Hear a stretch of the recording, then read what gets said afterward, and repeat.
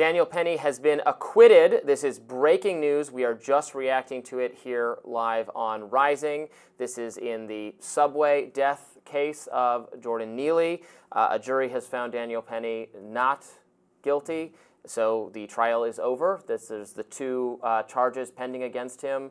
The more serious charge was dispensed with at the end of last week in a way that some defenders of Daniel Penny were very dissatisfied with, because the prosecutors almost tried to say, well, you know, we'll take this charge off the table if you give that other charge another look, kind of trying to salvage what was clearly a deteriorating case from the perspective of the prosecution. But today, just now, breaking news, the jury decided not to convict on the lesser, though still it would have compelled a significant prison sentence, a lesser sentence, but a lesser charge. But that is done now, and so reactions are just starting to pour in. But Daniel Penny, a free man. Yes, criminally negligent homicide was the lesser charge, the one that was still being adjudicated until a few minutes ago, and could have faced up to 4 years in prison had he been convicted of that charge, though it was not obviously as serious as the second-degree manslaughter, which was the other one.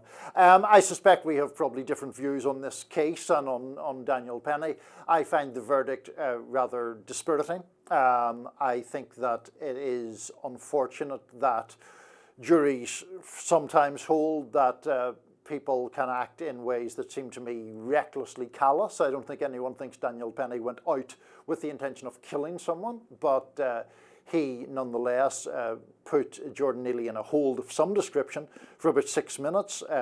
Jordan Neely's body went limp at one point. There was at least one bystander who told Daniel Penny to get off him, and he did not.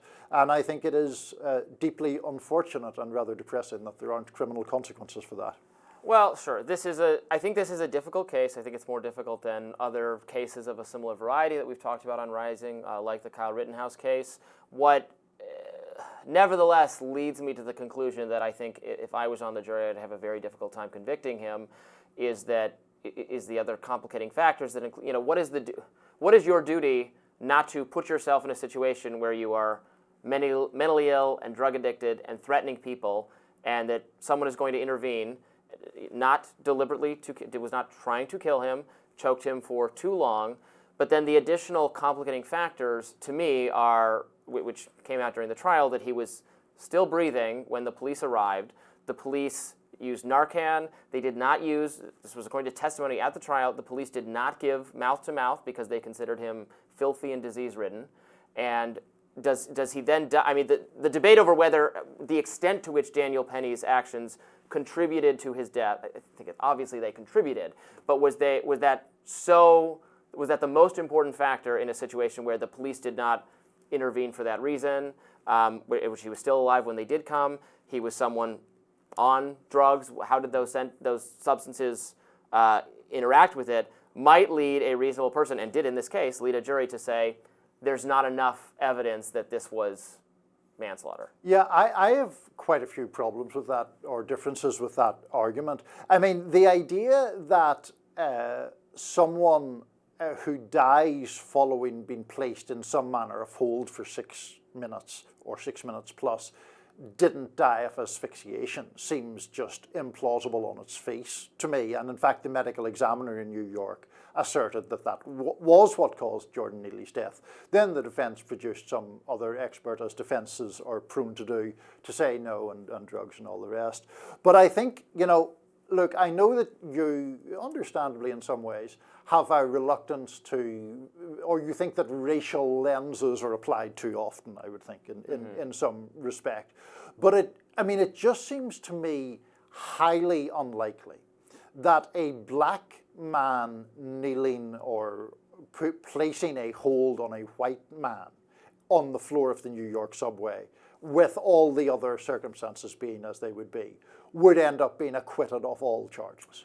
Well, I don't deny that there's racial aspects in the justice system, or maybe there's some racial bias against black perpetrators, but I mean, I can only speak for my own. If the victim in that case had been belligerently mentally ill, threatening people, had a history, had a criminal record, had an outstanding criminal warrant, had attacked someone on, I believe it was on the subway, or it was at least in public, before, had a history of violence against subway passengers, was threatening them, was mentally ill and drug addicted, and someone intervened because the people felt unsafe. And it is a tragedy what happened, and you can't just kill people for acting out in public. I agree with that, but also what is being asked of commuters in New York and elsewhere, with the police just not doing nearly enough to deal with mentally ill people in public places who are threatening them. I think it's a shame that someone like Daniel Penny felt he had to intervene, and it was obviously not an ideal intervention because it shouldn't kill the person for that. But I have a hard time coming to the conclusion that he should go to prison in this situation, given that I am not certain that the choking is definitively what killed him, or that his actions were not, he thought they were not or had enough of an understanding that I've choked this person too long, I have to stop.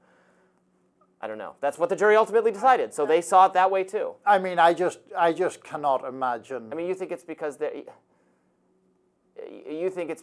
the jury is racially biased against the black victim? I think that there is a propensity to see black people as intrinsically predisposed to violence in a way that is not seen of white people.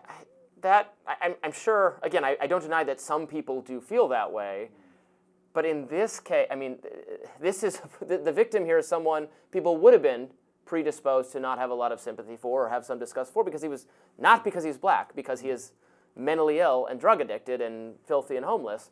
That interacts with race because of differences in poverty, likelihood, and all that kind of thing. But it is not in most cases a literal disgust for black people, but a understandable on some level disgust for people having these traumatic and violent episodes in public. I mean, not to get on my high horse, but I don't think we should necessarily, disgust is to my mind, a peculiar word to use for a mentally ill person. I mean, Jordan Neely was someone who had an enormously traumatic life, and his mother was killed, and it was just a catastrophe, and did suffer from mental illness. And yes, the behavior was seen by some passengers as threatening. I don't dispute that at all. But to, I think, minimize his humanity, or to suggest that therefore, and that if someone is threatening people, verbally threatening people without striking anyone on the subway, that you then place them in a restraining hold on the floor of the subway and they end up dying, and if that happens, oh well, that's life. That just isn't an approach. I mean, look, I've been in New York once, a couple years ago. I was in a McDonald's in New York City. This is the only time this ever happened to me. Busy McDonald's, where in came a crazy, mentally ill, drug-addicted homeless person it was terrifying. It was actually terrifying. I'm not like an easily frightened person. I live in a city. I've seen crazy people out on the street. I've rarely been this terrified, and everyone in the McDonald's was terrified because he was threatening everyone, and there was nothing the McDonald's staff wasn't going to deal with it, nor should they have to. No one was, everyone was just kind of looking away, hoping you didn't meet his eyes, and he was scary and violent and threatening people, and eventually the police, I think there was a security guard there who wasn't going to do anything. It was everyone was very paralyzed. I mean, it sounds ridiculous. He didn't come in with like an AR-15 or something, but it was scary and people were scared. And if that is a common and regular occurrence, again, this is not the solution to expect that people need to intervene, but if there's a jury that felt like showing this guy a little leniency, maybe they've had that experience. Yes, you're in favor of leniency too, yeah.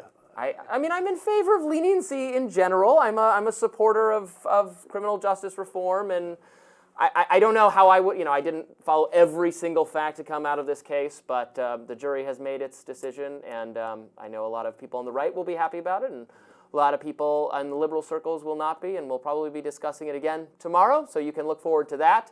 But for now, that does it for Rising Today. Be sure to like, share, and subscribe so you never miss any content, and for those of you who like to listen while on the go, we're now available anywhere you listen to podcasts. See you tomorrow.